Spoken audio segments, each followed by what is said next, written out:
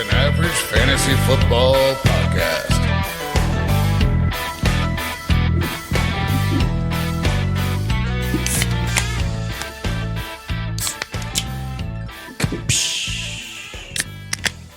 Welcome into Just an Average Fantasy Football Podcast. I am your host, Daniel Hayes, with Matt Baker. That's me. Terrell T. Money Stein. I'm back. And you can find us at avgffpod.com. You go there, there's buttons that'll take you to our YouTube, take you to our Facebook, take you to our Spotify, our Apple, all the places where we can be found. Or you can go to those places and look for us. And go give us a like, follow, subscribe. Tell your friends, your family, your dogs, your cats, your neighbors, your enemies. Tell everybody. Maybe not your kids, not yet. I mean, age appropriate kids. Yeah. If you got like some 18, grown kids, yeah. Yeah, you got some grown kids, hey, Yeah. send them to listen to us. Yes. Especially if they're trying to get into fantasy football. Yeah. Or they want to finish average in their leagues. Mm-hmm. So, all right. Well, let's just jump right into it. Let's just jump balls deep right into it. It's time for this news. Yeah. All right, here we go. That's a little bit too. Let's go to this news. This is where we should be for the first thing. It still sounds. We need something sad, Baker. You got something sad over there? That was pretty sad. That's like insultingly sad though. That's like you just spilt your drink on yourself. Not you just had your rookie year taken from you with a torn meniscus. Yeah, sad. That's And so JJ McCarthy hurt his knee in the game, the preseason game, and then they went in to see. I guess it was one of those things. They didn't know how bad it was once again. Surprise, Yeah, that was what they said to him. That's probably how he felt. That's what his meniscus said. I thought we had something sad on there. We got bad feelings. Yeah, What is that? I got a bad feeling about Yes, yeah, that's probably what he felt like when he went in there to get it when they started. That's what I got. That's what I said when I got the notification that he was going to get surgery. He's going to have surgery. That was why I went and revoked a trade that I was in the midst of trying to make for him. And then it was this. Yeah. So JJ McCarthy has had his rookie season taken from him via a torn meniscus that they had to repair. So he is ready to get back for next year, all the rah-rah stuff, but I know probably deep down inside he is pretty upset, as he should be. It's tough, and that's the way this game is, man. But it's Sam Darnold season now because the coach O'Connell has come out and said Sam Darnold's going to be our guy. We're going to ride with him, and I believe him. I think they're going to. First of all, Kevin O'Connell's a great coach. He's a great quarterbacks coach. He's a great offensive coach, and if he can revive Sam Darnold's career, it's going to be real interesting. And Sam Darnold's going to be thrown to the best wide receiver in the NFL right now, Justin Jefferson. And then as long as he's okay, Jordan Addison, who it seemed like within minutes of the J.J. McCarthy news, all of a sudden Jordan Addison was getting carted off the field. And so they haven't come out with anything official, but they said, quote, he should be okay. Yeah, he should be okay. Okay. So I don't know what that means. I'm sure we'll learn more, but I just want to go on record as apologizing because before our podcast last week when we were talking sleepers and smashes and passes and all that, I jokingly said Sam Darnold was going to be my sleeper. And I know in the past, if you listen to our past podcasts and whatnot, I have accidentally drummed up injuries for people and put people out by accident. You are the Grim Reaper. Yes, There was actually like a full season when if I talked about somebody being good, they got injured and lost the season. So I want to go on record. I'm hoping that's not what's going on right now. Yeah.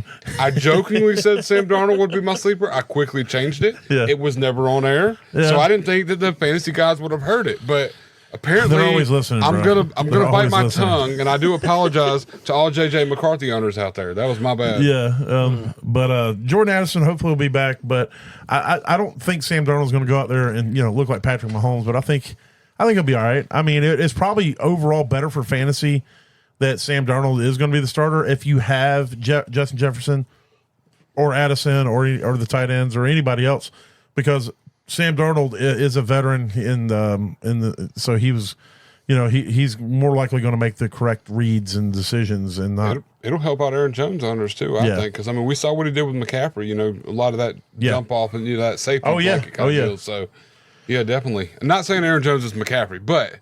And I'll tell you one thing Sam Darnold will do. Sam Darnold will run the ball. He'll get you 5 or 6 rushing touchdowns. Oh, yeah. So he could be a sleeper snatch in deep in leagues. If you can get him now, or if you don't already have him and you can go grab him now, he could be a backdoor stack in some best ball leagues too. If you pick him up late after you get Justin Jefferson, things will get really crazy. Exactly. So see some other injuries. Let's see, Tyrone Tracy. That was weird. Reports were he was in an air cast and was going to have to get surgery and was headed to the hospital, and then next thing they're like, nah, it's just sprain. It's like, what? Like it's a low ankle sprain. And they never acknowledged that they said all the other stuff. No one's ever come out and said, oh, well, this is where, I was like, what the hell? Did he go to the doctor thinking that it was worse than it was? And the doctor's like, bro, you just have a sprain. Get out of here. I think they were just being overprotected. They put him in a boot and carted him off the field. They're like, oh, we don't want to lose this. We don't want to lose this guy. We need him. So, but there was a lot of talk. Yeah, a lot of talk. Hollywood Brown is likely going to be out 4 to 6 weeks. He has a shoulder issue. I'm not even going to try to pronounce what it's called. Figure. That's big news if you have the other receivers on there. They're if you, Xavier, what's his lips? Worthy. Yeah. And if Rashee Rice isn't suspended, there's no suspension. And so let's see. Mark Andrews is in a car wreck, but thankfully he did not get injured. I had apparently the car is being put on the pup list. So I had a pretty introspective type thought though, and I don't know what this says about me because I feel like overall we're all pretty compassionate people. We try to look at things the right way. We try to go out there and try to have the right mindset. But as soon as I seen that come across the wire, I was like, shit, I just drafted him in like 3 leagues. And that's a terrible thing to say. The only thing I could read on my sleeper thing was Mark Andrews is in a car wreck. And my first inclination was to worry about my fantasy team when a man just was in a car wreck. So I was like, you know what? You got to reel it in, buddy. Yes. You got to reel it in. And so that's where I am. We're all there. We're all my best. in the exact same boat. At least, like, if you see a guy go down on the field, grab his knee, it's not like he's not going to die. He's not going to die. Yeah. If you just see a guy's in a car wreck, you don't know. The next line could be, and he's dead. Yeah. And he lost his head. Then you really got to sit there and deal with the fact that the first thing I worried about was my fantasy team. Thankfully, that was not the case. He is okay. But I think moving forward, I think I need to re-examine how I react to this type of news. Deontay Johnson with the Panthers is dealing with a growing issue.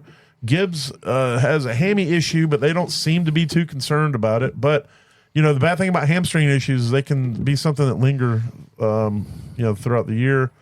Jamar Chase is not showing up to practice. He wants a contract. He's decided he's not going to show up until they get that sorted out. So these wide receivers are making some news. So he's probably going to be listed as DNR in the next day or two. Yeah, and that's right. We figured out DNR is did not report, not dead on arrival. Oh, do not resuscitate. Man, we got all kinds of stuff going on here. Let's see. A.T. Perry is dealing with an ankle. Rashid Shaheed was back out of practice he's back in pads and stuff. So I think he's back to getting where he needs to be. The Ayuk saga continues. That whole thing. There's a deal made with Ayuk and the Steelers. It's just requiring that the 49ers get on board with the trade deal. But excuse me. Bless you. You went too soon, so you broke your own rule. You're not going to sneeze anymore, though. So well, you might be right. You know what? I think you might have broke it. You might have. I'll fix me. So just stop. Don't sneeze no more. No more sneezing. All right, I'll stop sneezing. I do it at work with him too. When we work together, he'd sneeze usually, like 3 times. It does work for hiccups for some people, though. Yeah. I had a guy pull out a wallet. It was full of cash. He showed it to me, and he said, "If you hiccup again, like a real hiccup, I'll give you all this cash." And all of a sudden, you couldn't do it to save your life. I could not hiccup to save my life. There's a trick. I'm going to start learning how to fake hiccup. I'll teach you off air.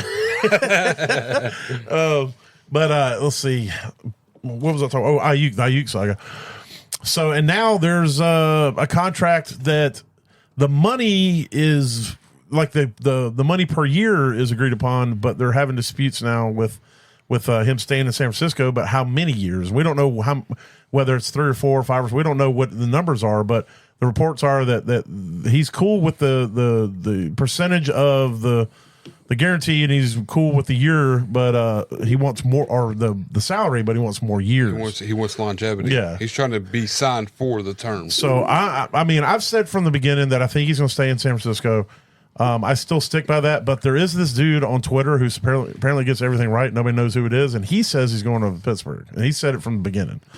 And apparently this dude gets everything right, and I forget what his name is, but he's some random Twitter guy. Just a guy. But they think it's somebody who's obviously an insider, but they don't want to give up their name. So. He like goes and buys drinks for these guys and becomes their best friend. Yeah, he's like a bartender at the local bars. What it is. Exactly. He travels he's tapped around. into the bartender network around all of the cities. That'd be the thing right there. You tap into all the bartenders. You get can some know good what's info. going on. Let's see. If I said Stafford Hammy. He's and I think that's it. All right. Wait, did you say Stafford Hammy? Yeah, he's got a hammy. Really? Yeah, he's got a hammy issue. That's interesting. Where's the get ready with the who the hell cares? Oh, yeah. Colin Kaepernick's been offered a coaching position with the Minnesota Vikings. No, not the Minnesota Vikings. the Chargers. Sorry. Oh, sorry. Chargers, This yeah. one. Oh my God, who the hell cares? Unfortunately, there's going to be somebody somewhere is like, Dead man, I ain't never going to watch him Chargers again. They hire Kaepernick. That's exactly what's going to happen. I think Baker said it best, or was it Terrell before, said that I hope that they make him the official coach to teach the quarterbacks how to kneel properly. That's all To they avoid injury. Yeah, That's to avoid exactly- to injury. avoid This is- injury, At the yeah. end of games, this is how you properly take a knee. Yep. And I hope his official title is the kneeling. What would it be? The kneeling consultant? No, the kneeling something coach. I don't know. We'll have to come up with that. But we got to get kneeling in the name. Kneeling liaison? I don't know.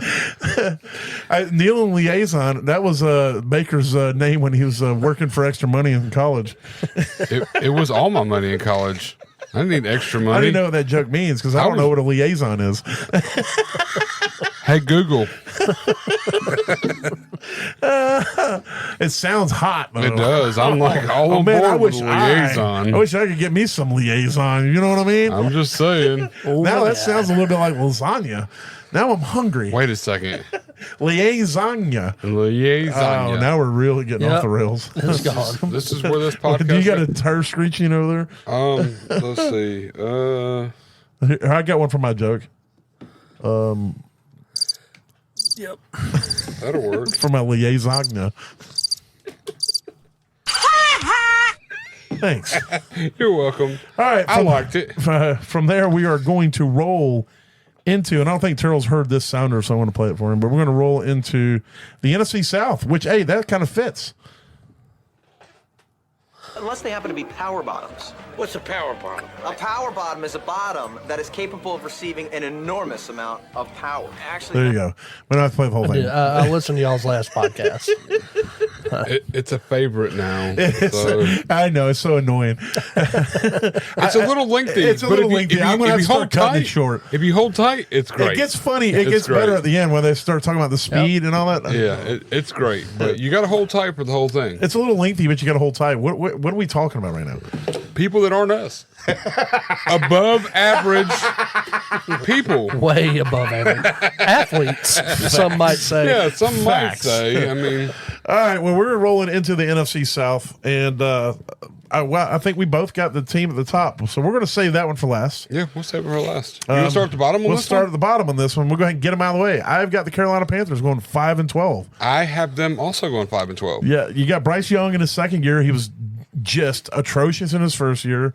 And a lot of that had to do with the O-line that was trash. Receivers that couldn't get open except for Thielen. Him figuring stuff out too a little bit. I mean, there's a lot going on there with rookie Coaching quarterbacks staff, and stuff. And but like I said from the beginning, I didn't see anything from him. I saw stuff from Will Levis where I was like, that dude's got the tools. there's something there. Yeah. I didn't see that with Bryce. I didn't see the strength, the arm strength. I didn't see the step up in the pocket and just flick it, 40 yards downfield type throws, Missing a lot of like wide open, misreads and stuff like that. And Yeah, his confidence was low. His coaching staff was trash. His O-line was trash. which coaching staff? The first half or the second half? Exactly. That's another thing too. There's a lot of what's going on there. And so they brought in David Canales, who revitalized two other quarterbacks, Baker Mayfield, who's given credit for revitalizing Geno Smith and Baker Mayfield. Yep. And so they brought him as the head coach.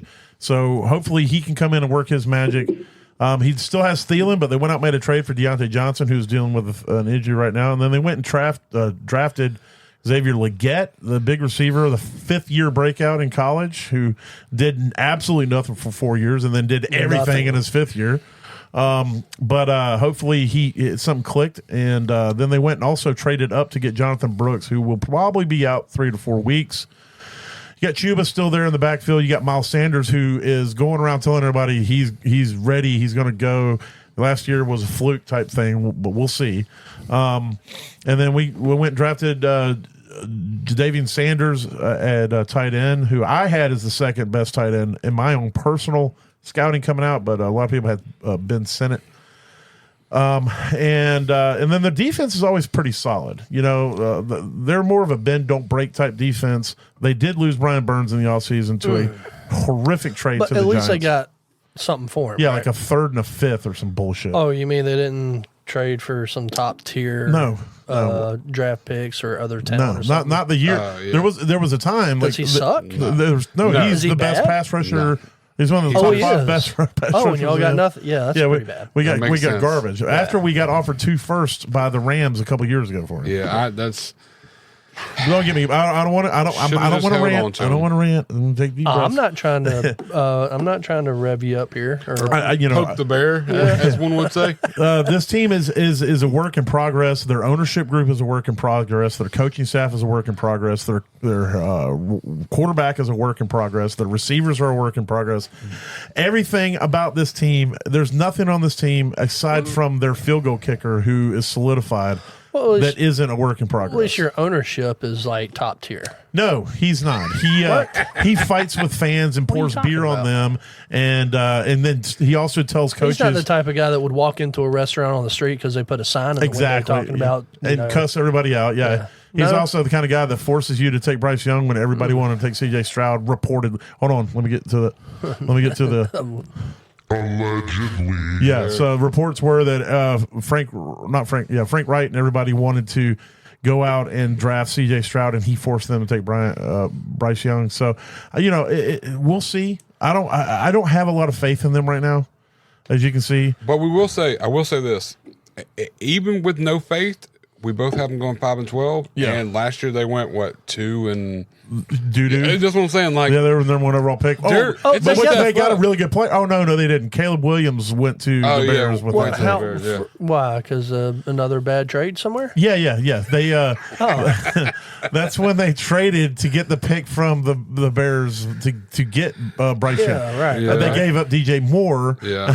Oh, a top tier Oh, receiver. yeah. Oh, yeah. That's right. Might have helped out Yeah. Bryce Young. We There's a don't- lot going I on. need you to calm down over there, Falcon fan. Well, I have to. No, I as a appreciate Falcons fan, I have to before we get to them. We need to put it all in the open so we all know where it's at. It's not looking too good over there for the Not- next year or two. Not too good.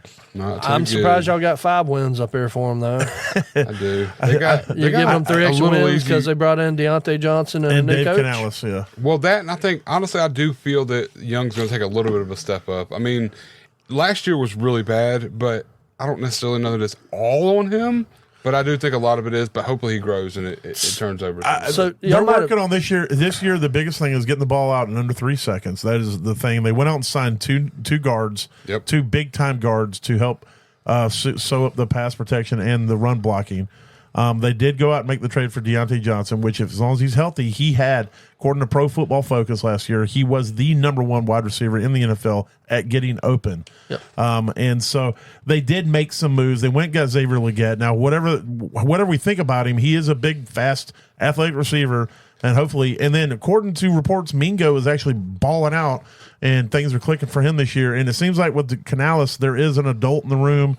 And hopefully he's able to navigate the over emotional, egotistical owner while still being able to keep, the ship from rocking too much. And maybe the owner, who is a billionaire, who's made a lot of money and is a very smart man in his own right, in his own field, is smart enough to see that he's destroying this team. He needs to step back. Yeah, so we'll see. So there are some good things. They are moving in what we see ways is the in right direction. Yeah. And what we see is the right direction. So I don't usually like to pull stuff that I hear from other places, other people in the same Oh, I will in a line of heartbeat. work, right? But something that I heard I don't listen to other people that I think is amazing, and I know you heard it, so have you. Did you know they did not have a single fourth quarter lead last year? That's I don't true. think they had a single game lead last year. No, they won. They won two games. In both games, they won at Field the goal end. kicks Field at goal the kicks end in of the the end. game. Yeah, that's what I'm saying. Like, I don't think they had a lead at any point in the game until they won the game. The only thing that right? kept the Panthers from being more historic was how bad the Jets were last year. Okay, that The makes sense. Jets were historically bad, and the Panthers were just historically bad. Yeah, And that's crazy to think the about. Bears still had the first overall pick. Yeah, and it's crazy. It's Yes. crazy to think about because the Jets' defense is probably like top 3 at minimum. Who? The Jets' defense Yes. last year. So you think that would at least keep them in the game and It not did. make them look It did. They like were the worst? No, the Jets were fighting for the playoffs. Do you towards forget the who end was of the their game. quarterback? Oh yeah, You remember? I don't remember who their quarterback Well, you remember was. Aaron Rodgers was. They were talking about if they made the playoffs, Aaron Rodgers was going to come back for the playoffs. Oh yeah, they were that's on the. right. They were right there on the cusp of it. That's right. So yeah, had the Panthers had that defense, they probably could have won the South. They with the way the records were last year. Yes, that is true. That is very true. So, But I do have them at 5-12 as well. well, you Finishing said you last. got them tied with the Saints. I also have the Saints there, but I have the Saints going 7-10. So you got them I have going them 5-12. 5-12. Yeah, I have them tied there. So Derek Carr is still there, the check down king, and he loves checking that ball down to Alvin Kamara. That's where they got 2 of their wins from, in my Yeah. opinion. They're going to have them the whole season, pending injury, of course. Right. But missing some last week. You last got year. Shaheed on the outside. Of course, you got Chris Olave, the man, the myth, and legend on the other side. A.T. Perry. Juwan Johnson is on the pup, but they're hoping he'll be back at the begin, towards the beginning of the season. And then you've got the greatest player in the history of the NFL, and Taysom Hill, out there who can do everything but doesn't do enough of any of it to be fantasy viable on a consistent basis. Not consistency at all. And the reason I say he's the greatest player of all time, Derek Carr was on a podcast, and I don't know if they asked him who's the best player he's ever played with, but anyway, he ends up saying that Taysom Hill is the best football player he's ever played with. And this is a guy who played with... There's a lot of people that actually said that, though. Yeah, I mean, look, I don't deny that Taysom Hill is super athletic. As far as but just he is football literally IQ and ability freak nature, everybody is always talking about. It hasn't always translated. They should have just put him at a running back early in his fantasy, career and just let him ride. He'd have Oh, yeah. dominated. Yeah, He's he just would've been done a well. stupid, gifted weapon, though, when the ball is in his hand. Right. Yeah. So And he's a great best ball player. Taysom Hill is amazing at best ball. He's the most perfect best ball player out there. He's the best, especially best on ball sleeper, pick. Yeah, because definitely. he's got the quarterback tight end double designation. Exactly. I had him in a best ball last year, and man, it's a super flex, and man, did he bail me out of my championship run. Yeah, in a lot of ways. It definitely helps. But yeah, their defense is pretty damn solid. It's a top, I would say at least a top 10 defense in the league, if not better. They went out and got a new offensive coordinator to get rid of that archaic one they were running last year. They're still with the same crappy head coach in Nolan. I don't remember his first name, but dude is hot. Garbaggio. I expect that this will be his last year as a head coach. I still think they're going to.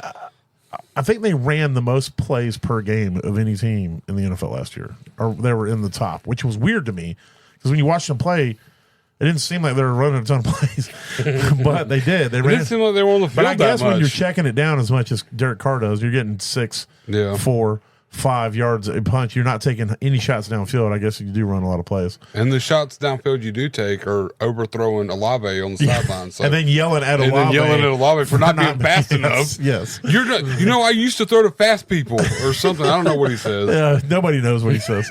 I think they're going to, I don't know. I had a hard time really between them and the Bucks. But ultimately, because of the head coach, I put them where I put them. It was really boiled down to him. And then you were talking about the records and how the Bucks, who we'll talk about in a second, had one of the easier records. That was really my deciding factor. Well, and the Saints got a schedule, but like a lot of their stuff is there's a lot going on with who they're playing against, and they haven't done much to improve themselves, in my opinion, from last year. Well, they got rid of Michael Thomas.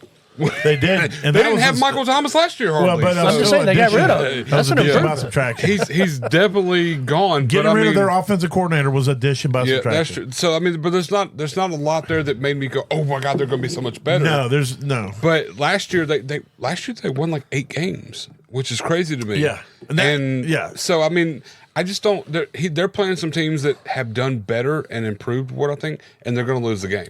So that's where I got for me, they're one of those teams. I got them at 7-10, but if they went 10-7, I wouldn't be like, holy shit, the Saints went 10-7. Yeah, if they won the division, I wouldn't be surprised. I would definitely be surprised just because like their schedule, they got some tougher matches, but at the same time, there are games that could go either way. I just picked the other team because they're better. I'm pretty sure Vegas odds are for them to win the division, guys. Really? I'm pretty sure the Saints to win the division. Yeah, I'm pretty sure the Vegas odds are for the Saints.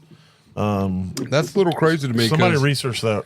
I'm looking at their schedule right now. So if we look at like week 1, they play the Panthers. Okay, so then you got the Cowboys, the Eagles, then the Falcons, who we think is going to take a step up, the Chiefs, the Bucks, who are whatever. You don't know where that game's going. Broncos, Chargers, Panthers, then Falcons again, then the Browns, Rams, Giants, Commanders, Packers, Raiders, and the Bucks again. So I mean, it's like. Okay, there's a few games that could go back and forth. I don't know what this site is right or not, but they got them in the same exact order we got them at. Yeah. So I just I don't see their team coming together collectively enough to beat a lot of these other teams who have made advances up, if that makes sense. So I mean, it wouldn't surprise me. This one has to be from last year because this has got the Buccaneers favored to win it. It would not surprise me if the Saints went 7-10. And it wouldn't surprise me if they went 3-14. I'll put it that way. I don't see them winning. So everybody's basically got them the same. I could have swore I heard somewhere, but apparently I did not hear somewhere, or I misheard. But yeah, either way, I mean, if they win it, then you said it first. So fuck yeah, hey, high five to you. I don't want to be right. I do not want to be right. But we also know that there are teams that they just show up out of nowhere. Yeah, no, and I don't know they have all the tools. If Derek Carr plays like he's played before, they have the defense. They have the offensive players. He was definitely a tool on the sideline last year. But they have the talent to be able to. I'm not going to say win a Super Bowl, but to make it a playoff. Spencer Rattler. Yeah, he actually looked good in the preseason. In the preseason, he's had a couple. He had a couple. He was crisp plays. Like I want to say he was really graded higher than almost every other rookie quarterback. Was he? Yeah, he looked good in a couple of his reads. Like I like his quickness and awareness, but only because he had a helmet on. Oh, that's true. He doesn't look good facial. I saw a meme somewhere that said Spencer Rattler looks like he was. He looks like a guy that's playing Patrick Mahomes in a movie about Travis Kelce and Taylor Swift. That makes sense. I could see that. All right. But yeah, who you got for third? Second? Who you got going second? Finishing second this year is the Tampa Bay Buccaneers. I've got them going 9-8. I got them 10-7. So we're right there. That's within. Yeah. You got Baker Mayfield, who got back on track last season, had a really good season, but he did lose his offensive coordinator, Dave Canales. So we'll see because we saw what happened to Geno after Canales left Seattle to come down there. So we'll see if it has that same effect on Baker or not. But you got Mike Evans, who's still there. Dude's absolute beast, Hall of Famer, always 1,000 yards. You can just go ahead and just write. He just gets 1,000 yards. Yeah, that's it. That's all he does. They've got Mike. They still have Mike Evans again. They got Mike Evans. Yeah. Mr. 1,000 yards. Yeah, he gets The 1,000 guy- yards. Yes. It could be week no matter 15. what. He has 200 yards. You better pencil in 800 more yards Oh, he's going to get it. over the next 2 games. He's going to get it the next 2 Chris games. Godwin, which we hear is going to be playing a whole lot more of the slot, which means I don't know who's going to be on the other side of the ball. They went out and got, was it Jalen McMillan? Yep. Then Palmer. Yeah, Trey Palmer Yeah, that's from the last second year's year guy, yellow. right? Yeah. And then Cade Otton, who last year, if you look at the underlying metrics of Cade Otton, he should have produced a whole lot more than he did. I like He had Cade tons Otton. of targets, ran tons of routes. He just didn't produce in the way that you want. So he's a low key potential tight end breakout. I think he ran more routes than anybody else. He did. In tight ends. He ran more than all the tight ends, Yeah. I think. Yeah. Cade Otton, I really like Cade Otton, but I mean, and he was still really efficient. He had 67 targets and 47 receptions, but the yardage wasn't there. It was only like 6.5 yards per reception. And then, I mean, he only had 4 touchdowns, but for a tight end, he helped me out a couple places, Yes. especially in 2 tight end leagues. Jalen McMillan. I'm not sure if I said that right. They also got Sterling Shepard there. I forgot Sterling Shepard signed there. Okay. Is he like? I mean, look, he's like say 50 what or you- something I'm now, right? not for fantasy purposes, but Sterling Shepard, if he's healthy and on the field, dude can play. Well, And we've he's said a that for the smart last guy. 4 years. But he gets hurt. since he turned 30. Yeah, because he gets hurt every 5 seconds. Yeah, he's But like he's- 36 now. At minimum, he's a smart guy. There's at least one receiver that he's teaching how to catch the ball out there, McMillan. right? Is that who it is? Yeah. Okay. Get McMillan. So you got Rashad White, who was for fantasy was great. Caught almost every pass thrown to him. So if you throw the ball to him, he's going to catch it. Yes. Then he's going to get tackled immediately. Well, if you give him the ball, he's get tackled for a loss. Or But no, when he'll you get you throw it to 2.5 him- yards. He'll when get you 2.5 yards. Will he? That seems. You're giving him a little extra there. But so we'll see if they're going to be more efficient with him. Bucky Irvin is right on his heels. Bucky Irvin is a sleeper pick in Dynasty. If you got a roster spot, go grab Bucky Irvin, throw him in your taxi squad. He could actually take this job from Rashad White. And if you're in redrafts, he's somebody I wouldn't say put him on a roster, but I'd definitely put the little heart on him so that he's on your watch list. Yeah, definitely. So we'll see how that pans out. Their defense is pretty solid, and so they could win the division. But I don't know. I have trouble trusting Baker Mayfield. Was it boils down to. I like Baker. See, I like him. There's just something about Baker that I don't know what it is. Where I'm just like, I don't trust it. Like, the fact that he's not been trustworthy his whole career, maybe I don't know. well, I'm in a little bit of a different boat. It's not Baker that I have the biggest problem with. It's the rest of the offense. I love Mike Evans, but I'm not like super huge on Godwin. I'm not super huge on Rashad White. You know, there's so much there that like it went well last year, and they barely got to the playoffs. You know what I mean? Yeah. They barely. They got there based more on a shitty division. Well, that's what I'm saying. It wasn't that. So now, if anybody were to step up in any way, i.e., the next team we talk about, but we won't see the Bucks playing any playoff games at all. They won't even come close. But well, you want to throw anything in there on it? I think I think Mayfield is set up to have a better year this year than he did last year. Oh snap! Even losing Canales. him. I think he finally got put in a good situation. He did it under and he got a contract. an OC that worked good with him, and it all came together. And I think we're finally seeing what he should have been for the last 4 years. Yeah, he's got enough. He's got that swag back. I will say that. Yeah. When Baker's got that swag, he does tend to roll. yeah, All right, the top of the division we both have. I've got the Atlanta Falcons going 11-5. What do you got? I got him 11-6. Wow, I took it. Well, they're only going to play. Only need to do 5 with me. One game's gonna get towards got the two end buys. of the season. They're gonna get. It's gonna get delayed, and then they're gonna come back and say, "Well, they don't need it because they already won the division." I got it. Makes sense. Makes sense. 11-6. I don't know what it is. Sometimes brain. math is hard. I'm just going to say that. It's not even the math. It's just that literally I could just look up. I'm on the same page as every other division we've done. You know how many 11-5 6s I've got wrote down on here? As many 11-5s? I actually don't have any. Oh, I got 2, 3. And I didn't mess none of them up. Yeah, that's true. So I'm inconsistently stupid. That's what it boils down It's to. not If I stupidity. could just be dumb or smart all the time, whole time, it would be easier. Life would be so much it would be fucking easier. Yeah. Because it's like I don't even know when I'm going to be dumb or I'm going to be smart. It just happens. That's true. I can understand that. So of course they went out and got Keith Cousins, broke the rules to get him. It cost them draft picks. That's how bad they wanted him. Then they paid him an ass ton of money, and then they went and drafted his replacement. But we're not going to talk about that. Is it really his replacement though? He's You just like drafted him, a right? quarterback. Well, no, He's like the same quarterback as. Actually, he's not. He's left-handed. Yeah, but it's the same style. It's basically a left-handed Kirk Cousins. But does he pass a lot? Well, Or is he known to pass a lot? Well, yes. Yes, that's where I messed up earlier in the season when I was pissed off. He is super fast. Yeah. He can run, but he doesn't. He doesn't run. Okay. So it's a similar. I was going based strictly off his 40 time. If you look at what his 40 time was in the or when he was clocked at his pro day, Yeah. I was like, well, anybody that fast should be a scrambling quarterback. He's going to run. And he's not. Gonna run. So, but Okay. but So he's just with a the left-handed left-handed? quarterback, everything's backwards. It's the same offense, but the O line's backwards. The routes, but he's not a yeah. Michael Vick like the comparisons were coming out when No. they drafted him. Like he's a run first. And it has kinda- and his name's also Mike. And his name is Mike. That's right.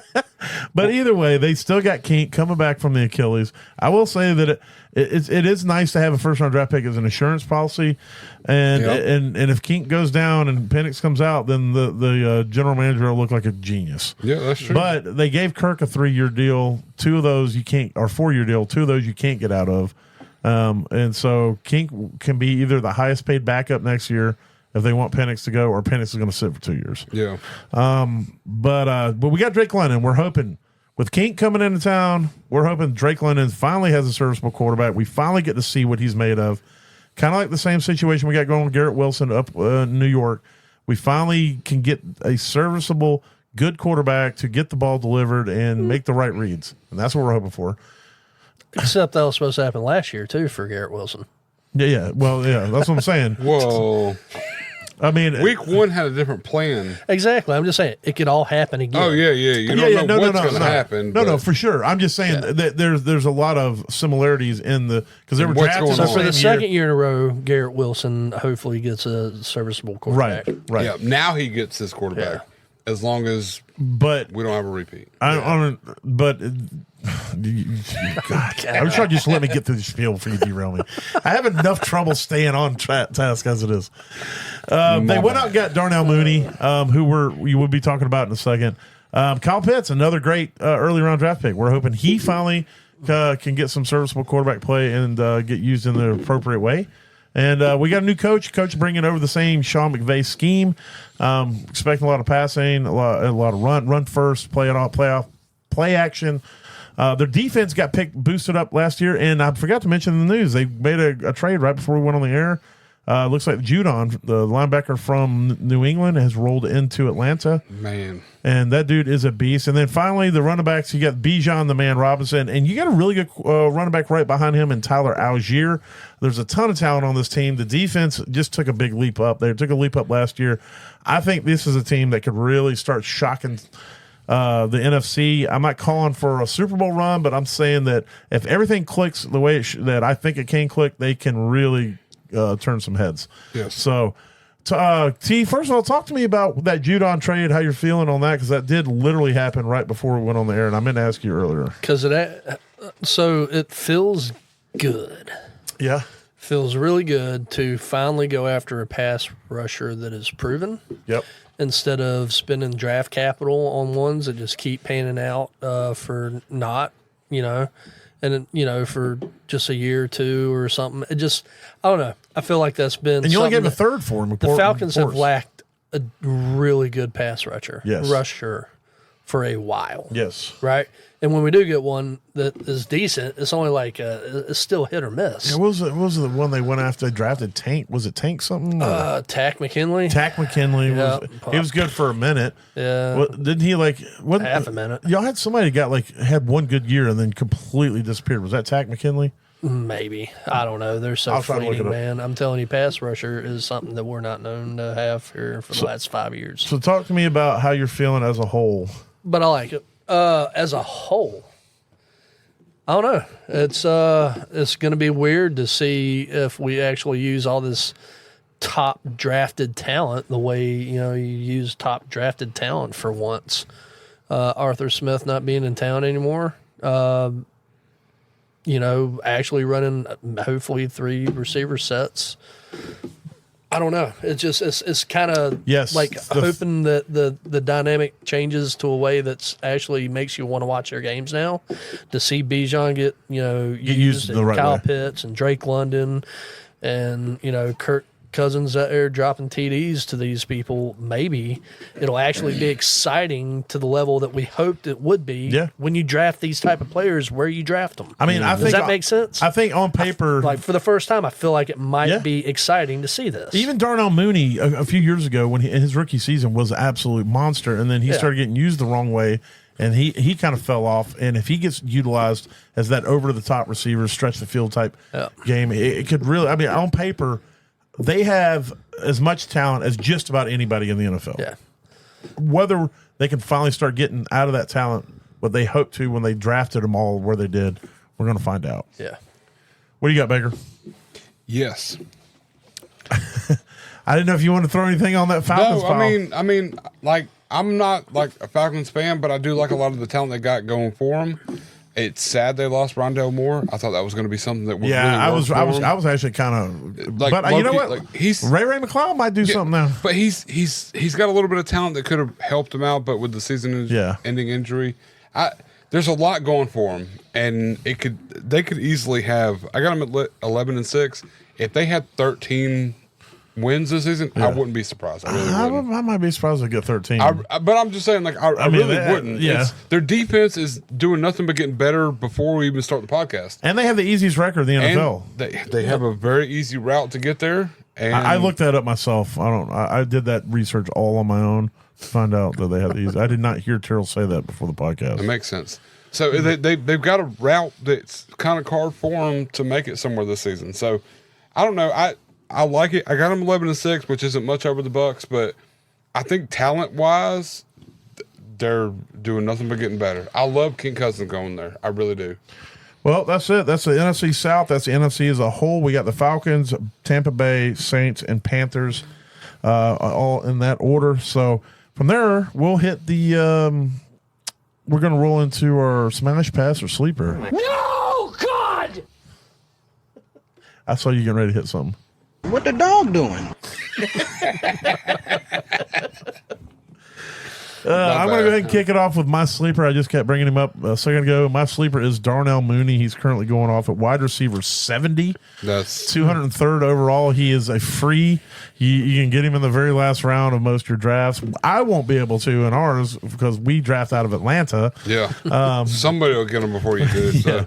Yeah, if I want him, I'll probably have to reach for him. But in most of your drafts out there, you should be able to just grab him. I would highly recommend doing that. I think if he plays the whole season, he will be at least a wide receiver 3 minimum. Okay. He has the potential to be a wide receiver 2. Yeah, I think so. With way that offense, if they're going to throw the ball 600 plus times, which is what it looks like they're going to do. Especially with the loss of Rondale Moore. Like if Rondale Moore was healthy and playing, I'd say that there'd be a little bit of a fight, like a scrap going on there. But I do like. Why do you think Rondale Moore is that good? I don't think dude's been that absolute good. Ass cheeks the whole time he's been in the NFL. He's been as much ass cheeks as Darnell Mooney. No, he has never had a season close to what Darnell Mooney did. Well, Darnell Mooney's had his second year in the league. He had a good year, and then the other 3 years have been and Rondale that Moore's one good year that Mooney had is equal to every year Rondale Moore's had. Rondale Moore has not had any good years. Rondale Moore's had mentionable years. He's had good moments. He's definitely had good moments, but he's also been on an offense that's been throwing quarterbacks around. And I mean, he was there when Kyler Murray was dealing with his injury. Do you remember who was throwing him the ball that year that he was good for Mooney? Who, Darnell Mooney? Yeah, he wasn't on the best offenses ever either. But I mean, he still had somebody that was throwing the ball like 300 times a season. So I mean, he still had open opportunity. Is all I'm saying. I think Rondell Moore would have been. Rondell Moore played under Cliff Kingsbury with Kyler Murray at quarterback. What are you talking about right now? Yeah, but he wasn't the guy. No, but he was in a way better offense than Darnell Mooney was. I guess that works. Yeah, I guess so. But I just think that there would have been a little more competition had that not been there. Oh, no doubt. I mean, I think he's going to put up more of a fight than Ray McLeod, but I don't think. I think it would have been a net negative, if anything, that if Rondell Moore played. I don't expect him to have broke out, but I didn't realize you had all this Rondell Moore love. It's not like a lot of love. It's just like he's going to the Falcons, someone who need somebody to throw to, and Drake London's going to step up. They got Darnell Mooney, but you also need that. You need three names on your receiver list. Kyle Pitts. To kind of but they haven't done that yet. Well, that's what they're supposed to be doing this year. The hardest hiccup. Well, if it wasn't Kink Cousins coming there, I'd have Kink loves the tight end, and which he's going. We look at TJ Hawkinson for the last 2 years, 3 years in the league. He's been Hawkinson. Yeah, he's been in longer than 4 that. years. I think he came in the COVID year.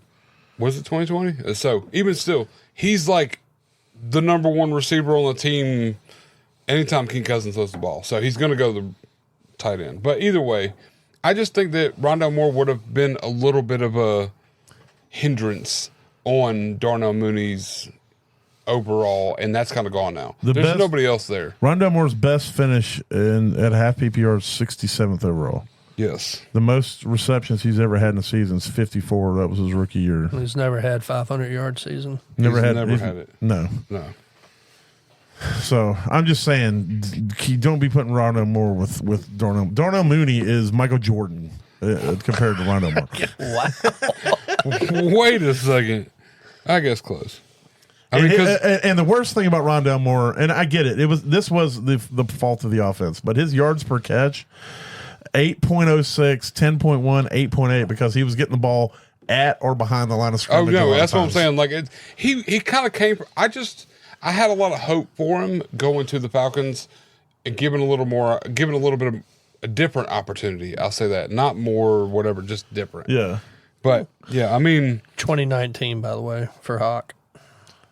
Oh wow, he's been in the league a while. This is his sixth. This is going into sixth season. Yeah, but I mean and he's had King Cousins the whole time, so I don't know. I think Kyle Pitts is going to kind of. No, he didn't. He was came on from Detroit. Oh yeah, he played the first. Yeah, year he was due to Browntown at Detroit because they didn't use him. They were like, we don't need him. We're going to send him to Minnesota. Then they drafted Laporta, and they're like, hey, Laporta we need is a just tight like end. Hawkinson. His second year at Detroit, he was all right. Yeah, finished 5th overall tight end. Oh, wow. Well, I mean, yeah, but that's at tight. What was his stats though? Were they like top end stats? Because sometimes 101 targets, 67 receiving, 723 yards, 6 touchdowns. Yeah, he had a lot of touchdowns. But yeah, he's still there. It's definitely a good season. But yeah, you got Mooney. So my sleeper. Yeah, sorry, I forgot what we were even fucking talking about. I was too busy arguing Rondell Moore with you right now. No, I get. I'm just saying. Like I said, I will say I'll end it with this: Darnell Mooney's first 2 seasons equal basically all of Rondell Moore's 3 seasons. That does make sense. I get on board with that. I hoped a lot for Rondell Moore. I will be honest, I did too. As soon as he went to the Falcons, I was snatching him up in any of the leagues that you weren't snatching him up. So I'm like, I don't want to sit there and act like I didn't think Rondell Moore has talent or potential. I just didn't. It doesn't make sense. If they're going to throw the ball 600 times, I felt like Mooney was still going to get his, regardless of whether. Yeah. But that's why we talk it out. I mean, if we all agreed on everything, we wouldn't have any cool discussions. Yeah, there's nothing to talk about if we just go, oh yeah, that's right. Agreed. All right, so give me your sleeper.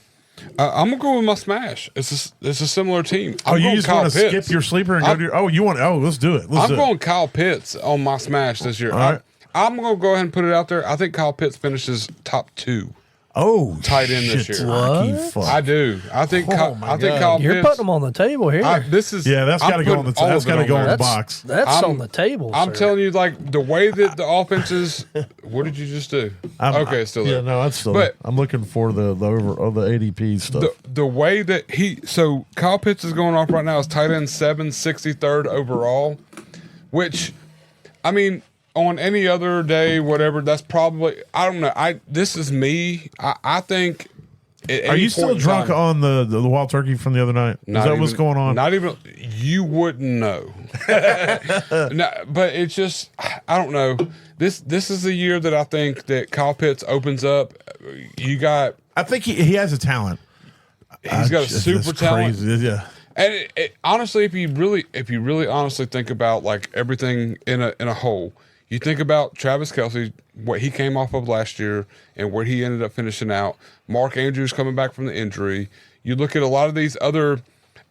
George Kittle took a step back last year, kind of deal. Laporta was a rookie last year. Do we really think that carries through? You look at all these other people going ahead of him, right? And there's still a shot for Kyle Pitts. If he could easily get 35% more targets than he got last year. Give me a stat line of what you think he has to get, that he's going to get to 2. Let me look at what he had last year, and I'll just make sure from that. 'Cause I want to know what you think a tight end 2 on average really has to get. Okay, so last year he finished 14th over or 13th over or 14th in half PPR. Right.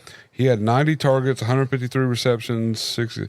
Okay, so I'm going to say he goes 7 touchdowns. He's going to have 120 targets, and he's going to come down with 80 of them because they're Kink Cousin targets instead of Heineke or whoever the garbage can was there. Desmond horrible. Ritter. Right. So let's say he has 80 receptions, which will put him probably at 12 yards per catch. Let's just go with that. He's going to 12. What's his average? 12.5 was last year. Was 12. What was it before the 12? Okay. 12 all right. and 15 the year What before. was that. it? It was a good year. 15. Okay, so let's just say 12 yards per catch, and he gets 80 receptions. Yeah. So that's going to be 80 times 12. It's going to be 960 yards. Okay. And he ends up with, let's say, 6 touchdowns instead of 3. All right. Well, you're close. Last year, Kelce finished 3rd. He had 984 yards and 5 touchdowns, but his yards per catch are his yards per catch were like 10.5. What was his receptions was like? It was 121 targets, 93 receptions. So I said 80 receptions. So that still puts him really close to 3rd. So I think honestly, I mean, if that's where you're going to put him, then I just want to make sure. I don't think it's a far stretch. I just want to make sure you weren't thinking like 700 yards would get you that high. No. He gets 30 more targets. He needs to be around 1,000 yards and about 5 or 6 touchdowns. I think he will. And I think that's possible because he's already done it. Yeah, you know what? Now that I see the numbers, I don't think it's as crazy as it sounded. He's already initially. done it. They're supposedly trying to work him as wide receiver at the same time. And the touchdowns is really what hurts him every season. And let's not forget, he's got the wingspan of a 747. Yes. Dude has a catch radius that's like ridiculous. No, actually, it's redonkulous.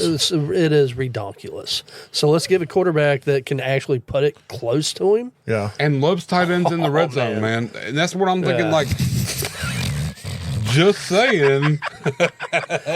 Loving tight ends in the red zone with the title of your 4th sex tape. And 3rd and probably 5th. I don't know. We're going to record tomorrow. We'll see what comes out. But I just think that, My question is, who's getting pushed out? Laporta, Kelce, McBride, Andrews, Kincaid.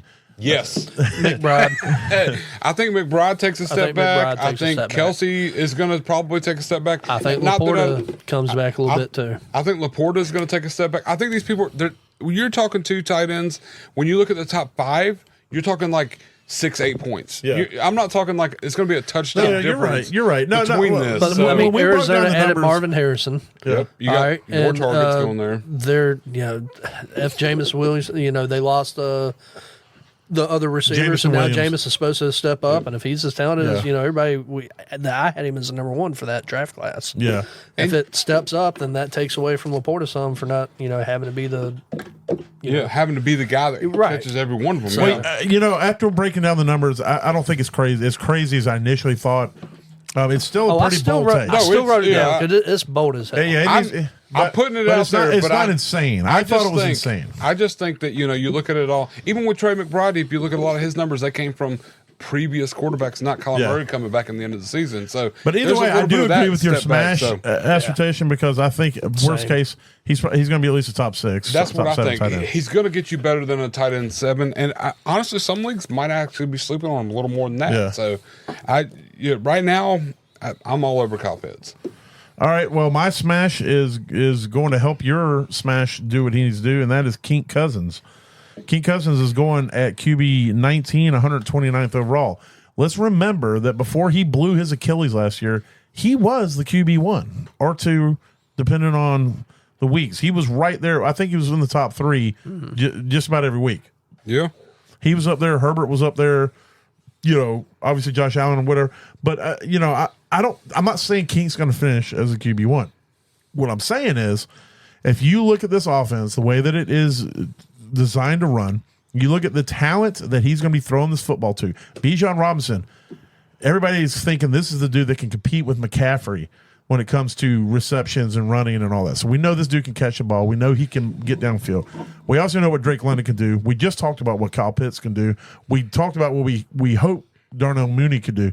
But if you just take the 3 that I mentioned and you just throw Darnell Mooney out and make him average, and you make Ray McLeod average and any other receiver average, you give me Pitts doing what you think he's going to do, Drake London doing what we hope he's going to do, and Bijan doing what we all want him to do, then you're going to be looking at Kirk Cousins out there, King Cousins out there slinging and banging and just doing what he has always done since he's been a quarterback, stand in that pocket and get buckets. Where's he going off at? QB 19, 129th overall. So since 2015, he has been 19 is his worst in 2019 to play a full season. And who was he with? Was he still with Washington then? Or yes, he was. Well, no, he was in Minnesota. That was his second year with Minnesota. But I don't think they had much going for them at that point. Yeah. Target wise. But since he's been in the league, 10, 5, 6, 13, 11, 11, 6, and then last year he got injured 24. Yeah. So I mean, and you can get him at the end of the draft. You know, if he plays the whole season, he's going to finish higher than 17. He's going to get you 15 to 8 Yeah. minimum. You know what I mean? Yeah. Like you don't have to worry about it. And so yeah, King Cousins is my smash. And then finally, my pass is not because I don't think he's going to have a good season, because he's going to get 1,000. I just don't want to pay the price, and that is Mike Evans.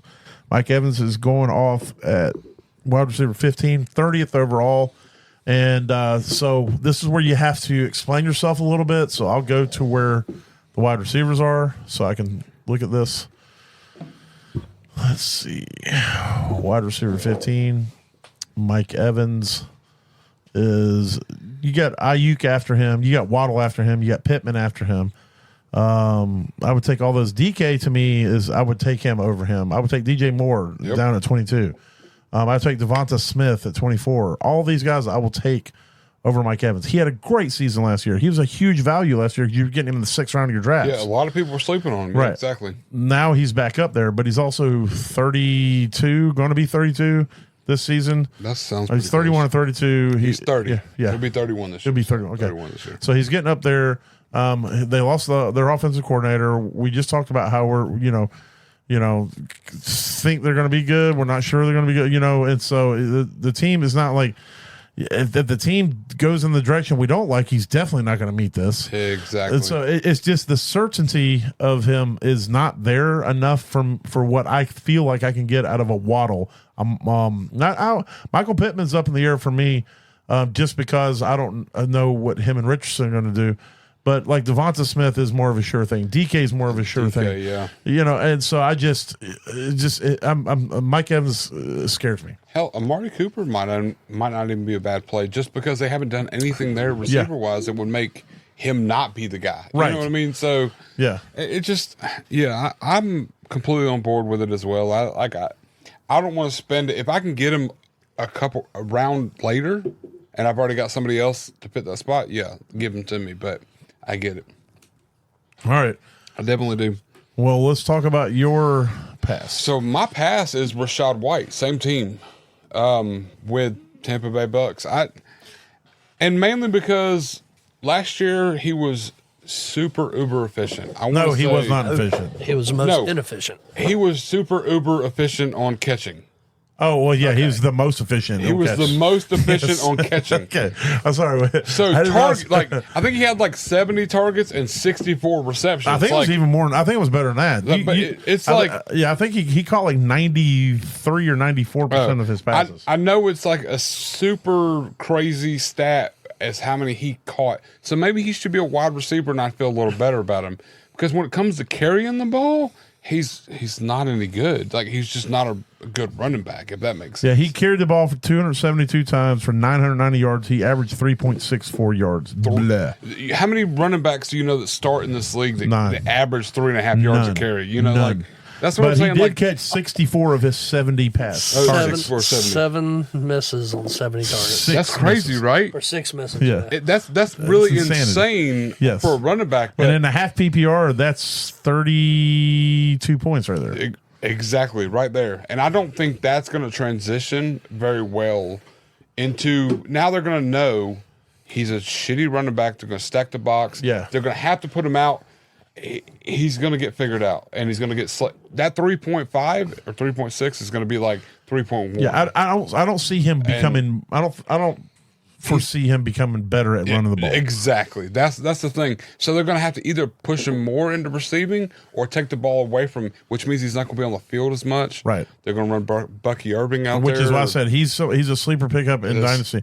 Now, if Bucky Irving blows cheeks, then you'll get another Rashad White year where One he more year finishes where it's sixth like, overall yeah. on the back of catching every pass thrown to him for 0 yards per catch. We'll see how many yards per catch he had. Yeah, that would be interesting. So he I know caught he's a little 64 better. balls. It was he 8.58 yards per catch.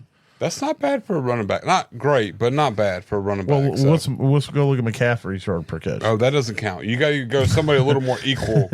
Let's look at like Kenneth Walker. I'm trying to find somebody that catches as many They passes. said equal. Yeah. McCaffrey only had 67 receptions, but he was around 8 yards, so it was. So I guess that's, yeah, so he did better on yeah, the that pass wasn't as bad catching, as I thought. But I guarantee McCaffrey's carry average was way better than. Well, I would. It was probably like 4.5. Why are you going to insult McCaffrey like that? McCaffrey's is 5.36. So. Yeah, so it's way better, even better than that. So. McCaffrey's worst year thus far, his rookie year is his worst year, 3.72, and then his 1 year with Carolina, one of his injury years, he only had 59 carries. He ran it was 3.81. But I mean, it's like I just don't see him transitioning into this next year being that. If he was on just about any other team, he would be a backup. It would, yeah. He would be a backup. That's true. That is exactly true. So he is there. When it comes to athletic ability, when it comes to explosiveness, when it comes to vision, his number one asset is his hands. He can come down with the ball. You throw the ball anywhere close, he's going to catch it. Outside of that, the dude is not a good runner. And that's why looking at, even if you're looking for your RB2, there's 5 other people below him and 10 wide receivers I'd probably take over him. Yes. So I mean, and the thing is too about Bud Means, and the reason I keep bringing it back up too is if you go look at his college stats, he was one of the top receiving backs in when he was in college. So this guy has got pass catching chops too. He could have the same so skill, he could come in and carrying. Right, and if he's a more efficient running back, and all of a sudden, and can still catch the pass, exactly. Like last year, I mean, and when we're talking about college here, he caught 41 passes for 721 yards and 6 touchdowns. That's so pretty good. Yeah, it didn't. This thing I'm looking at doesn't have his targets, so I don't know what. But you know, the thing is that he is one of the top receiving backs that came out in this draft. There are actually some who consider him the top receiving back in this draft. Now his running and his size, because he's just over 200 pounds, but you know he's just basically what you're saying and what I agree with is that Rashad White. He finished as number 6 overall fantasy back last year, but he was not a good NFL running back. Exactly. And he could easily lose his job if Bud Means goes out there. If Rashad White gets hurt for 2 games, if Bud Means goes out there and runs for 5 yards on average per clip and can still catch the pass on the checkdowns and still does all the other still does the things pass that blocking and Rachaad all White that. did, Yeah, it's then not gonna- Rachaad White will easily get put to the back burner. well, like, who is especially this if guy? they're trying to win games, if they're in any sort of contention. So, And there's too much chance of that for me to risk my 34th pick. yeah, well, my like you third said, round if you, pick, I would take James Cook over Rachaad White. I would take Joe Mixon. Yep. Terrell said he'd take Kenneth Walker. I'm on the fence, but I would probably, if pressed, I would probably take Kenneth Walker. Kamara, I would take him. Aaron Jones, David Montgomery, James Conner. Now, when we already talked about Stevenson and DeAndre Swift, we already think they're too high. Yeah. So we wouldn't take, but if you go underneath, I would take Najee. I would take Mostert. We're already down at running back 25, and Rachaad White's going at 13. Round. Yeah, the 7th round. So, and who's imagining what wide receivers are here? You know, like oh, I gotta tell you guys. Speaking of Rachaad White, I just remember. Oh, first of all, before we go to T, I'm sorry. We've been riffing and we kind of left you off. So we've Still talked got about one, don't you? I got one more. I got my sleeper. Oh, you still got a sleeper? Yeah, All right, 'cause you- before we move to your sleeper, I want to catch T up because he did go to the bathroom. My pass is Mike Evans. His pass is Rachaad White. Is there anything that you wanted to throw on top of all that? No, yeah, pretty much that's exactly everything I'd say about it. All right, even the Mike Evans thing, because I know you're a big Mike Evans house over there. I've always have been. It just feels like everybody sleeps on him year after year, and he just does what he does. Right. It's getting, to the point where, though, it's getting a little more risque, I guess. But I think this year is anher good year that's in store for him because like I said earlier, At wide receiver I think 15, it's a better you year for think- Mayfield this year than it was last year, and part of that they is got that because Evans connection. is still there, and Yep. Godwin's still going to be out there, and I like it. I will say this too, since you brought his name up. Godwin's not your sleeper, is he? No. I didn't want to steal any of your thunder. Godwin was almost my sleeper this year, just because I think Godwin's going to have a really good year. If they put him in the slot and they use him how they're saying they're going to use him, he could really go out there and put up some good numbers. All right, well, let's hit on your sleeper then. Real quick, Yeah. were we talking about Bub Means? What? Who? He's a receiver. Bud Means is a receiver running for back. New Orleans. Okay. I might have said Bud Means. Okay, in my brain. Because we're You talking met about Bucky Rachaad Irving. White. I'm you sorry. met Bucky Irving. Okay, so backtrack. My I'm just bad. making sure. Yeah, No, he that met I Bucky heard. Irving. Yeah, different. because I might. You remember? I You thought remember when I about said correct- I'm inconsistently stupid? Yeah. For some reason, my brain wants to I call. just want what Bucky listeners we Irvin. have know that you meant Bucky Thank you for Irvin. that. Okay. I thought about correcting it. Not and then Bub Means. I was going to, but he Please was do. talking, and then I forgot. Yes. That's my Please, bad. you can interrupt me to correct it. I should've, because but I when I didn't. listened to I the just didn't. podcast back the other day, I was talking about. I want to say running backs, and I started the thing was going to be like, well, so and so, Josh Jacobs or whoever is going to be the top. I think he's going to be a top quarterback, and then I couldn't try to focus step on in it, anything but else that was going on the 'cause- podcast after that because I was fucking irritated that I said that. I was like, do I need to make a correction in the next podcast? I was like, no, people know what you meant. Yeah, I try to Hopefully. step in on little stuff like that. And when you said Bud Means, I like in my head I was like, wait a second, he means Bucky Irving. Yes. But let him talk it out first. It's because they both start with a B. Yeah, that's true. Clearly they're the same person in They're my the head. Exact same person. I just don't want to interrupt you and then you forget where your train of thoughts go. I won't forget that because I'll make another train of thought up. All right. Well, you got But a yeah, sleeper. I got a left. sleeper, and this is a guy that this is Baker's Bottoms. I mean, realistically, snap. this is a guy that you could probably pick up off waivers after your draft's done. But A.T. Perry for the New Orleans Saints, there's not, like we just talked about earlier, Michael Thomas is gone, and Olave is the dude, and And Rashid he- Shaheed is a guy, but is he the guy? You know what I Right. mean? Like A.T. Perry can easily. This is third year or second year? Third I year. think Second. He's- Second year. he's Second year. He was drafted last year. Who could easily step up? I know he's dealing with an injury right now, but like I said, you don't have to draft him, or you can wait around.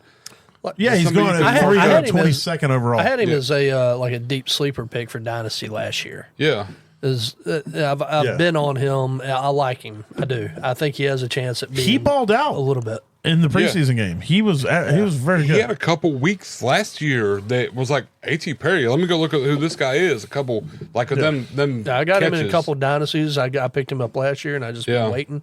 I'm with you on this. I like this a little bit. He could easily be their number 2 if Rashid Shaheed gets an injury, a number 2 in New Orleans. He can get you. But even if they just run him in the slot, because wide receiver 35. Yeah, you get him at 110. 110. Shit, right if now. he's wide receiver 40, or 48, he's a flex play for the season. You don't have to worry about him. Absolutely. So that's my sleeper. He is their big receiver. Yeah. So he's twice the size of Olave and Shaheed put together. Yeah. So he is a big guy. Jesus Christ, he's like 6'5". He's that big? He's Yeah. 6'5". Oh, no, he's a big listed 6'5", 205 right now. Jesus Christ. Yeah. 6'5", 205. He's Yes. a beanpole. Oh man. Yep. Essentially, yes. Dude, But he's also A.T. Perry. I am 150 pounds heavier than him and an inch shorter. That's man. I'm 50 pounds heavier than him and 5 inches shorter. So, and also height wise, I'm 5 inches shorter too. Oh, and he got hurt yesterday. So He's dealing with an injury, but I think he'll be okay. Yeah, I don't. It didn't come across the wires anything super serious. Yeah, it's not super serious. Yeah. Well, there it is. That's the breakdowns of the divisions. So next week we got things. Bus wants to come in and do an episode. I'm hoping we can make that happen next week. I keep forgetting to reach out to him. So if you hear this and I haven't reached out to you, Bus, will you shoot me a message because my fat ass forgot again? Message me because I'll remind Daniel. Or just and message then us he'll know. both. Yeah, hit us both up. And I'm going to try to remember as soon as the podcast ends to shoot you a message. But he's got an interesting show idea to come in and do. So we're going to see if we can get him in here, and then he can talk about the things that he's also does in the fantasy community and where you can find him and listen to him. He's in the rap community. some of it's legal. So I've heard. Well, it depends the state. It depends on what state it is. Yeah. It 100% depends on the state. And the country in some things. No, definitely the country, occasionally the state. So, yeah. But yeah, so hopefully we get him in and he can come in here and say all his opinions, and then we can roast him for it too. Or praise him. I mean, we might praise a little bit. I'm just Even trying if to I play agree with devil's him, we got to advocate. keep him in check. Oh no, I'm definitely going to roast him on air. But when we turn the mics off, I praise him a little bit. Yeah, you know? yeah. Like, of course. Yeah.